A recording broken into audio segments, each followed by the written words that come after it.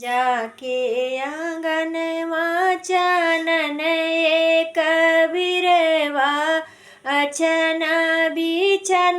भाई डारी तेही तारा मोरे पापा सोनवा संकल पाई हेरई लागे सुगरा सोनार गढ़ सोनरा अंगन गढ़ सोनरा कंगन गढ़ सोनरा सोलह सिंगार एतना पाहिरी बेटी चौके जे बैठाई मोतिया बरना ढूंढैया सुएतना पाहिरी बेटी चौके जे बैठाई मोतिया बरना ढूंढैया की मोरी बेटी रे अनधान थोड़ा भाई की रे दहेजा भाई थोर कवाना गुनैया चिता लायु मोरी बेटी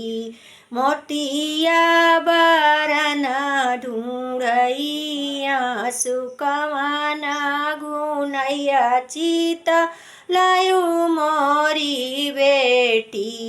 मोतिया बरना ढूंढैया सु नाही मोरे पापा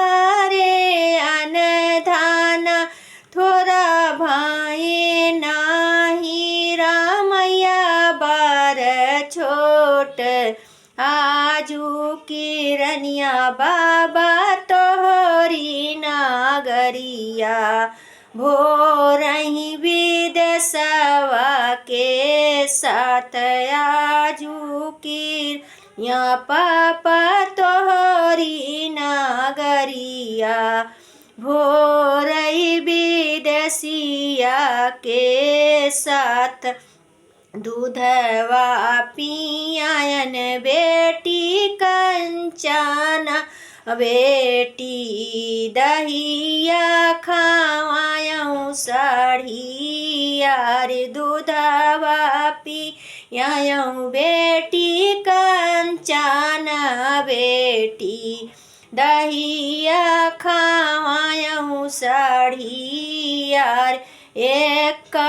गुनैया चिता नहीं लायु बेटी चलियू है विदेशिया के साथ एक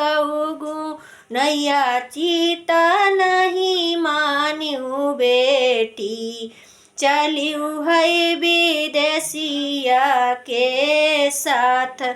आजुआ पापा तोहरा दसवा दूलमा होई है छुट्टी जाई है गौआ के लोग आजू से पापा तोहरा दसवा दूलमा होई है छुट्टी जाई है गौआ के लोग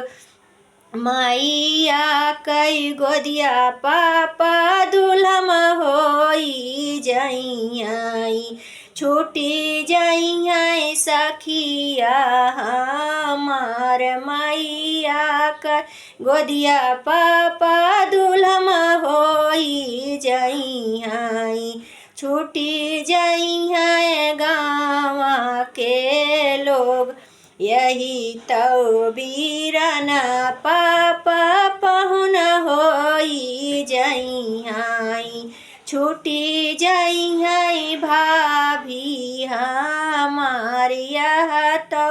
बीरन पापा पहुन होई जाई छूटी जाई भाभी हमार रात दिन आई पापा सुआना पोछबाई जब सुधी आई हई तो हारी रात दिनाही पापाया सुआना पोछाबाई जब सुधी आई हई तोहार राजा के आंगनवा चनन एक पेड़वा अछना बिछना भाई डरते ही तारा मोरे पापा सोनवा संकल पाई हेरई लागे सुगरा सोना